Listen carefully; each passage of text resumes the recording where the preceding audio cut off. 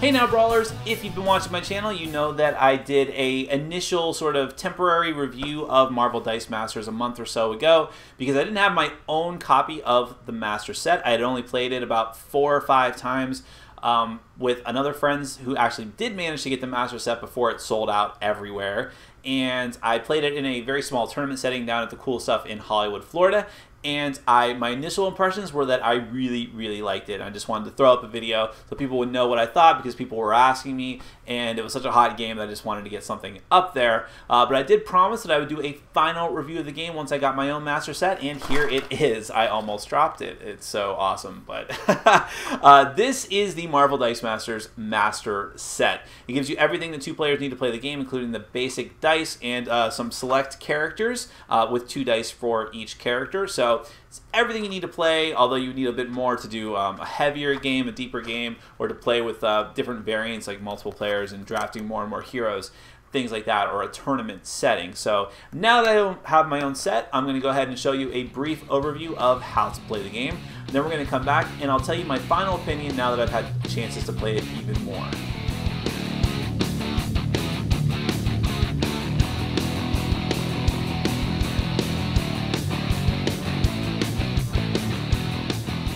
Alright, I'm going to give you a very brief overview of Marvel Dice Masters, the Avengers vs. X-Men starter set. In the game, you're going to get a lot of different hero cards, multiples of different types of heroes that are in the game. I believe there's a total of 8 different heroes, and there's, I think, 3 cards for each that come in this starter set. This is a basic setup for a game. I've just picked 4 heroes at random. You can picture that your opponent would also have 4 heroes, although the way that you draft the heroes can be different depending on what kind of game you're trying to play. If you're trying to do the original setup game, you might only have 2 heroes. If you're trying to do a tournament, you might have even more. And the game comes with 2 dice for every one of the heroes. So once you've chosen the different heroes that you're going to use for the game, you're going to populate them with those 2 dice.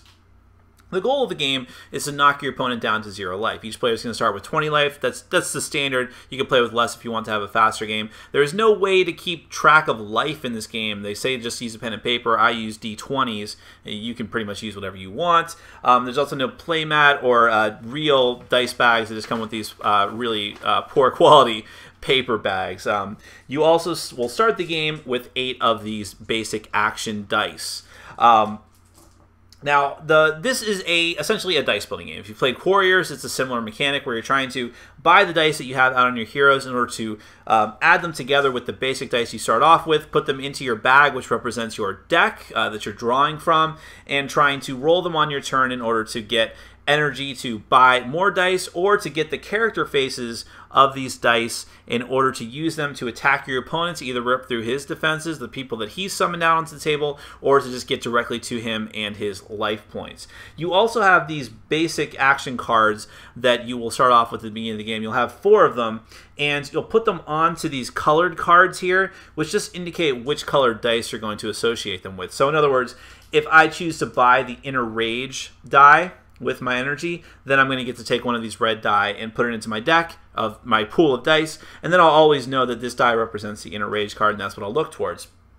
And that's the core of the game, is that each of the die corresponds to cards, and all the cards do different things. So just to show you some of the other cards that I don't have out on the table, so for instance, Human Torch here. Up in the top corner, you're going to see how much energy it takes to actually purchase this card. And so in this case, it's 2 energy, and there's a little symbol behind it. That's a lightning bolt. That means that one of the energy you use to purchase this card, at least one, must be a lightning bolt. And so on your little starter die, you'll see that there's different energy symbols. So you have lightning, and you have the shield, and you have the fist. These are all different types of energy, and the question mark can be used as any type of energy that you want. You also have these little... In Warriors, I would call them pawns, and they're supposed to be sidekicks here, but they still look like pawns. These are just like generic heroes or normals that you can bring out onto the field. Up in the top corner would be where you would normally have a fielding cost in order to put them. After you roll, you'll draw dice from your bag, you'll draw 4 dice, roll them, put them into play. Then if you roll on one of the character faces, you can field them. The pawns cost 0, so you just get to put them out for free. The top number over on the right is the attack of this character. The bottom number is their defense, and we'll get to attack and defense later. But the superheroes have the same faces as well. They're just usually much better numbers. But getting back to the character card, down here at the bottom, you'll see what every face of the die looks like, so you'll know that right off the bat. The number here, the maximum of 4, means that that's the maximum number of the Human Torch dice you can have on this card. But like I said, in the starter set, each character only gets 2 anyways. But if you expand the game with booster packs, then you might get more dice, in which case that's the maximum dice you can have on this. And then finally, you have the special ability. And the special ability tells you what exactly your die is going to be able to do when you buy it and then summon it on a later turn. So the Human Torch says the first time you field a character each turn, each Human Torch already in the field gets +1 attack and +1 defense. So that'll happen right away as long as you meet those conditions and you field them. Other characters might have a little burst symbol here, which gives you an additional special ability if that's the face of the die that you actually rolled. So for instance, when I pull the Hulk die from my bag and roll it, I might get energy. All the superhero dice have energy faces as well. I might get one of the faces that's, you know, a lower level, because it's all about levels. So for instance, this is one of the lower level phases, in which case I don't have a burst symbol, but I have really good attack and defense. But I might get that burst symbol on a different face. And if I get that, then, or actually I should say that for the Hulk, his burst symbol is on his lower dice. The most powerful one does not have the burst symbol, but in this case, the burst symbol would be instead, normal is when Hulk is active, when either you or Hulk takes damage, knock out one of your opponent's level 1 characters. If you get the burst symbol, you get to knock out one opposing character of any level, which could be really good. And remember, it goes levels 1, 2, and 3, so that's important to know. And all the characters do different things. Spider-Man's webhead cards, when Spider-Man assigns to attack, you can pay a fist energy to give him +4 defense. And like I said, each of the characters has multiple different cards that you have the option of using. Each one is different. It'll say Spider-Man Webslinger, Spider-Man Tiger. They all have different special abilities, different costs, although the die is always the same. You also have Captain America, Iron Man, Thor. I have Storm out here. I have Beast. Those are the different heroes that come in the starter set. And out here for the basic action cards, I have Inner Rage, Invulnerability, Force Beam, Thrown Car. Inner Rage says that if you use that die when it comes up as one of the special faces here with the exclamation mark, you can 2 of your target characters get +1 attack and +1 defense. If a burst symbol is rolled, those characters get an additional +1 attack and +1 defense. You also have cards like Power Bolt and Gearing Up and Focus Power. Those are the action cards that come with the game. So the general course of your turn, you're going to draw 4 dice from your bag. Remember, you only have the basic action dice at the beginning. You'll draw out 4 dice without looking at them, and you're going to roll them. Try to use energy in order to purchase superheroes at the beginning, or perhaps even the basic action cards if you want. Whenever you spend dice, they'll go into your used pile. Whenever you buy dice, they'll also go into your used pile. When your turn comes up again, you'll keep drawing. If you have to draw more dice but you don't have any more in the bag, then you get to reclaim all the dice you have there and keep drawing until you have 4. If it happens that you just cannot draw 4 for some reason you lost a lot of dice, then you're actually going to take points of damage as sort of a punishment for that. But in any event, the game is going to continue like that, just buying dice, trying to field them. When it gets down to battle, that's sort of the interesting part of the game. So let's say that I draw dice from my bag, and I got my Spider-Man die, and I actually have him out here. Now, this face of Spider-Man says he's 0 to field, so I get to put him right on the field. I can also field my pawn as well, and I have this extra, and I have 2 of them. I have extra energy I can use. If I don't use it right away, I can hold on to it till the end of my turn. Now, I have 2 options here. I can just keep them in the field and keep them back and use them as defense for my opponent. So my opponent might do the same thing as me, summon a bunch of guys, and there's no summoning sickness in this game like in Magic, so that you can attack right away. So I could just go ahead and attack with all 3 of them if I want, in which case I'll move them up to the attack zone and just try to push them through to attack my opponent. And if I get through, I'll deal their attacks values in damage directly to my opponent, knock his life points down.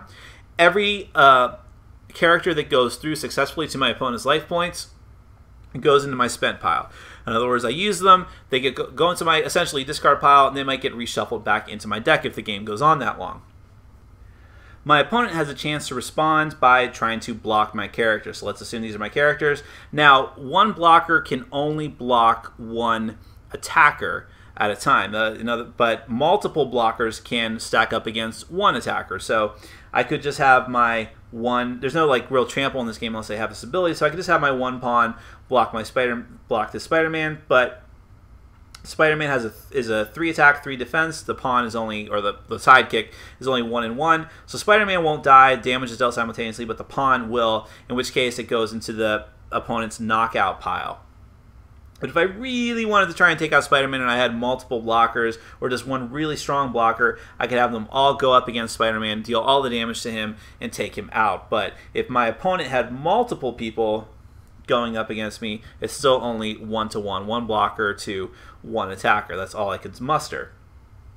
Now, if an opponent, if one of your opponents die or your own die gets knocked out, it goes into a special knocked out field. And unless you have a playmat, it can get kind of confusing as to what zone is what. But you'll put them into the knocked out pile, and then at the end of your turn, they're going to go into your reserve pile. The reserve pile are dice that don't have to go back and get reshuffled into your deck. Instead, when it's your turn again, in addition to the 4 dice you draw from your bag, you'll take every die that's in your reserve pile and roll it together with those dice. So remember, what that basically means is that if you get through to your opponent's defenses and deal damage directly, they're going to your spent pile, in which case they have to wait until they get reshuffled back into your deck. But if they get blocked and destroyed, or they attack and get destroyed, then they're going to go into your knockout pile, then back into your reserve, which means you get to roll them again right away when it's your turn again. And that's the game. I mean, I'm leaving out a few details. Of course, every character has different special abilities and different powers, but you're just drawing dice from your bag, rolling them, hoping to get energy to buy better dice, put them into your deck, roll them, get the character faces, summon them out, or field them using energy, then attack your opponent directly, trying to knock them down to 0 hit points. The first person to do that is the winner. Now, in my initial review of Marvel Dice Masters, I should clarify, this is Marvel Dice Masters, the Avengers versus X-Men, because they have the Marvel Dice Masters Uncanny X-Men set coming out, so they're going to keep coming out with them, and there's going to be Marvel Dice Masters, Dice Masters Yu-Gi-Oh! At some point. They already announced that a long time ago at the same time they announced this one, so I don't know where that one is. And then they're going to have Dungeons & Dragons Dice Masters, which at first I was like, what? Really? And then I was like, wait a minute, that's freaking cool, man, because I'm not a huge comic book buff, but I love fantasy, and I used to be a D&D-er, so D&D-er, I just created that. So I'm super pumped about that. And in my initial review of this game, I said that it was good. I didn't think it was like the end-all, be-all, most fantastic game ever, and I still don't. But I will say the game is growing on me more and more. And I had a chance to play Warriors again recently, and that's what this game is based on. This is Warriors mixed with Magic the Gathering is what I would claim that this game is. Other people disagree. I know that. I know that there are people who say this game is really nothing like Warriors. I hate Warriors, and this game is awesome. I think those people just love the theme. They love the superheroes, because this game is really like Warriors mixed with Magic the Gathering, and that's fine, and that's what I like about it. But I still like Warriors. And I think that both of them do different things for me. Warriors satisfies my deck building need because I really love deck building games. And while there's some quote-unquote deck building in Marvel Dice Masters, it's more about the tactical combat nature of the game. So they fill different niches for me. And as I was saying, as I've played this game more and more, I'm liking it more and more for that reason. I really enjoy I'm not always about super competitive games, but it really works in this one because there's enough randomness here that the game isn't too tense. Like, you never feel like it's chess where like if you lose, it's because you weren't as smart as your opponent. There's enough randomness here that you can get a leg up on your opponent just by having some lucky rolls, either by getting enough energy to get that really awesome die that you've been saving up for, like the Hulk. One of the Hulk cards is like really expensive that's in the Master Set, or by just rolling the right face of the superhero and getting their awesome ability, or whatever it might be. You can have those stellar ultimate rolls in this game and make them game-changing, but at the same time, the game doesn't punish you for having good strategies of buying the right dice and, buying enough of them and making the right plan and, ahead of the game, actually making a team of characters that you actually have a chance of summoning. You can't just load up your team with really high-powered guys because you're never going to get them out in time before your opponent just rips through you very, very quickly. And that's the thing, is that the game is very fast. I mean, the games can only last for 10 to 20 minutes depending on how it goes, and I like that aspect of it. You can knock out a lot of games really, really fast, but at the same time, it feels like you're doing something. It doesn't feel like just a totally random dice fest, because you still have some control over your destiny, and you learn and get better as you play. Just like with any deck building game, with those little bit of deck building elements, what you can afford to buy, what you should buy in order to have your deck working fast and efficiently. Even though the main primary part of the game, like I said before, is just that tactical combat. And that's important too, deciding when you're going to attack with certain guys, when you're going to hold them back for defense. It seems like such a basic concept that, of course, Magic made popular, but in this game it's just so critical, again, because of the speed of it and because of the different options you have, and you have the common dice, the power dice that you can use. How important is it to you to have those? I mean, some of them are really awesome, dealing damage to your opponent directly or to your opponent's troops directly, or giving your characters buffs. Those are really great powers to have, and they also give you a lot of energy, common energy as well. But you need those superheroes off of your cards too, if only as a line of defense. So at a certain point, you have to figure out what cards and dice combo well together, which ones you should focus on, which ones you shouldn't. There's just a lot of decision making in this game is basically what I'm getting down to. And I'm finding that out more and more, and finding out more strategies and things that you can do to make yourself better. I bought some booster packs. I'm sort of trying those out, but I'm starting to get into that collectible element where I'm like, I bought some boosters, but now I need more dice for these characters. And that's a dangerous thing. And that's the other thing about this game. People aren't going to like the collectible aspect of it. I got out of collectible games for a reason. This game makes it more appealing to me because the boosters are so cheap if you can find them. Most of the stuff is still sold out everywhere, but 80 cents to $1 depending on when you buy them for a booster, and you get a couple cards and a couple dice, and it's very random as far as how you're going to get a rare or a super rare. But then again, the rares and the super rares, while they're good and while they do go for a lot of money, like Magic cards, get into that area again, they're not so freaking good that you're just going to get stomped if you're playing in a game with someone against them. It's more equalized than that, and that's what I appreciate about the game as well. Love the artwork, love the theme. I'm not huge into comics, but I do like it. I mean, like I said, I'm looking more eager to the Dungeons & Dragons Dice Masters, but you really can't go wrong with the Marvel superhero theme in this day and age. They do it well. The game doesn't feel totally thematic, but it is cool knowing that some of the powers do sync up with the characters well, and you can get into it. I mean, the components in the Master Set leave a lot to be desired as far as the bags, and there's no playmats, but there's a lot of really cool looking artwork that people have done for playmats and for bags online. So if you're willing to spend the money to get that stuff or make it your own, you can make the game feel even more thematic and look really cool while you're playing it. And you just love those dice. Just like with Couriers, the dice are just awesome. So I am really enjoying this game. I still don't think it's quite the awesomest thing ever that could account for the shortages and for the cost of the rare cards, but it's definitely worthy of praise. It's a great game. I can't wait to play it more. I can't wait to get the new starter set that's coming out in a few months, the Uncanny X-Men, the Dungeons & Dragons sets that are coming out. Even Yu-Gi-Oh! I'm not a huge... I mean, back in the day, I guess I was into Yu-Gi-Oh! A bit, but I haven't been into it for a while. But I would try it again just to see what they do with the Dice Masters universe, because it's just that cool of a game. Marvel Dice Masters, if you can find it, I wouldn't go out of my way or spend a ton of money to get your own starter set, but definitely give it a try when it's back in stock, or if you know a friend who has it, because even if you didn't like Warriors, you might be surprised. But if you did like Warriors, you're going to like this one too. Take my word for it. My name is Nick. This has been Board Game Brawl, and I'm reminding you to get out there and game every day in every way. Take care.